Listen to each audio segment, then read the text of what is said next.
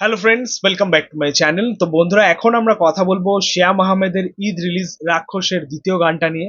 গানটার নাম হচ্ছে তুমি ছাড়া, যেটা ইতিমধ্যেই ড্রপ করা হয়েছে বা রিলিজ করা হয়েছে।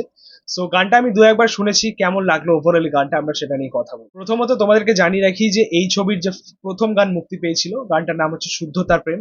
গানটা আমি রিভিউ করেছি, অবশ্যই চ্যানেলে গিয়ে চেক আউট করবেন, আমার চ্যানেলে আপলোড করা আছে।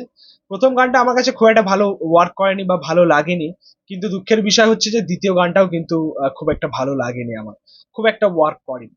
অ্যাকচুয়ালি এই দুটো গানের মধ্যে আমরা যেটা মেন লক্ষ্য করছি, যে বিষয়টা কিন্তু খুব নর্মাল যাচ্ছে, মানে এক্সট্রা অর্ডিনারি বিষয়টা পাচ্ছি না, বা নতুনত্ব কিছু পাচ্ছি না, হাটকে কিছু পাচ্ছি না।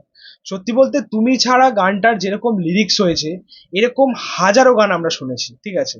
মানে তোমরা যদি বাংলা গান, বাংলা রোমান্টিক গান শুনে থাকো তোমরা বিশেষ করে, তাহলে দেখবে এরকম লিরিক্স কিন্তু হাজারো গানে রয়েছে।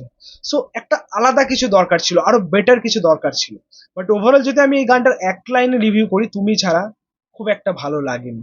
ঠিক আছে, এখনো পর্যন্ত দুটো গান আমরা পেলাম রাক্ষসের, একদমই মানে ওয়ার্ক করলো না সত্যি বলতে। পাশাপাশি এই গানের যিনি মিউজিক ডিরেক্টর এবং যারা অ্যারেঞ্জমেন্টের দায়িত্বে রয়েছেন এই গানের, প্রত্যেকেই কিন্তু আলাদা, প্রত্যেকেই ডিফারেন্ট। কারণ আমাদের কাছে প্রথমে একটা আপডেট ছিল যে এই ছবির মিউজিক ডিরেক্টর এবং বিজিএম ডিরেক্টর হচ্ছেন আমাদের আরাফাত মহসিন, কিন্তু এই গানের ক্ষেত্রে আমরা দেখতে পাচ্ছি যে মিউজিক কম্পোজার হচ্ছেন আমাদের ইমরান মেহমুদুল, মানে ডিরেক্টর যাই হোক। পাশাপাশি আমাদের যে অ্যারেঞ্জমেন্টের দায়িত্বে টোটালি বলতে পারো যে ইমরান মেহমুদুলই রয়েছেন, ঠিক আছে। কিন্তু লিরিক্স দিয়েছেন রবিউল ইসলাম জীবন। লিরিক্স লিরিক্সের কাজ খুব একটা ভালো হয়নি, তোমাদেরকে আগেই বললাম, খুব নর্মাল একটা লিরিক্স হয়েছে, স্বাভাবিক একটা লিরিক্স হয়েছে, খুব একটা যে পাওয়ারফুল লিরিক্স বা মিনিংফুল লিরিক্স তা কিন্তু নয়। একটা রোমান্টিক গান ভাই, সেখানে একটা অন্যরকম একটা লিরিক্স দরকার ছিল, যেটা অ্যাকচুয়ালি তাদের কেমিস্ট্রিটা আরো ফুটে উঠতো যার দ্বারা, সেরকম একটা লিরিক্সের কাজ দরকার ছিল। বাট একদমই ধিমে গেল বিষয়টা। এই গানটাও কিন্তু ইমরান মেহমুদুলই গেয়েছেন, পাশাপাশি রয়েছেন দোলা। বাট তোমাদেরকে বলে রাখি যে ইমরান মেহমুদুল অবশ্যই খুব ভালো গায়ক, সেটা তোমরা প্রত্যেকে জানো, এবং এই গানটার মধ্যে তার ভয়েস শুনলে বা তার এফোর্টটা তোমরা ফিল করতে পারবে যে হ্যাঁ, তিনি কতটা 100% দিচ্ছেন এই গানটার প্রতি। বাট অ্যাকচুয়ালি যেহেতু সুরের কাজ ভালো হয়নি, লিরিক্সের কাজ খুব একটা ভালো হয়নি, যে কারণে গানটা গানটা একেবারে সেভাবে ফুটে উঠছে না, ঠিক আছে।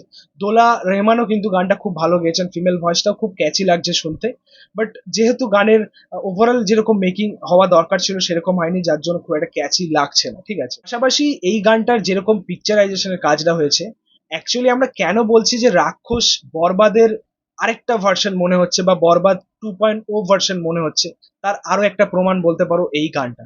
মানে এই গানটা যেরকম পিকচারাইজেশন হয়েছে বা যেরকম ভিডিওর প্রেজেন্টেশন হয়েছে, তোমরা দেখবে যে বরবাদের দ্বিধা গানটার মতো, অ্যাকচুয়ালি তাই, ঠিক আছে। মানে ঠিক সেরকম একটা বেশ বিষয় রয়েছে এই গানটার মধ্যে। কিন্তু হ্যাঁ, অবশ্যই আমাদের পরিচালক এই দুটো গানের মধ্যে কিছু পরিবর্তন অবশ্যই করেছেন। সেটা হচ্ছে যে দ্বিধা গানটায় আমরা দেখেছিলাম যে সাকিব খান ইধিকা পালের প্রেমে পড়েছেন, মানে একজন ছেলে একটি মেয়ের প্রেমে পড়েছেন। এই গানটার মধ্যে আমরা কি দেখতে পাচ্ছি যে সুস্মিতা চ্যাটার্জি শ্যাম আহমেদের প্রেমে পড়েছেন, মানে একটি মেয়ে একটি ছেলের প্রেমে পড়েছেন। তো এরকম একটা পরিবর্তন তিনি করেছেন। বাট আলটিমেটলি যেটা মেন বিষয়বস্তু সেটা কিন্তু সেমই রয়েছে, ঠিক আছে বলতে গেলে। বাট তবুও বলবো যে শ্যাম আহমেদ এবং সুস্মিতা চ্যাটার্জির মধ্যে যে কেমিস্ট্রি, সেটা বেশ ভালোই যাচ্ছিল বিষয়টা। বাট ওভারঅল যদি গানের মেকিংটা ভালো হতো, সুরের কাজ, লিরিক্সের কাজ খুব ভালো হতো, তাহলে কিন্তু গানটা ওভারঅলি ওয়ার্ক করে যেত। যাই হোক, এই ছিল বলার রাক্ষসের দ্বিতীয় গানটা নিয়ে। দেখা যাক যে আগামী গানগুলো কেমন হয় রাক্ষসের।